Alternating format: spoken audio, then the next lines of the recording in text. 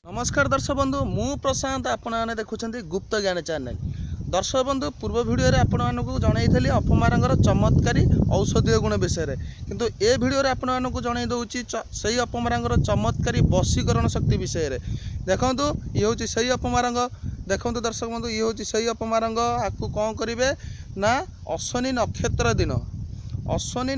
दिन आपको कौन करेंगे ब्राह्म मुहूर्त उपाड़े उपाड़ी यार जो चेर अच्छी ये जो चेर देखु आराम से देखु ये जो चेर जो अच्छी ये चेर को कौन करेंगे ना पत्थर घषिबे आपको घषिकी तिलक करेंगे।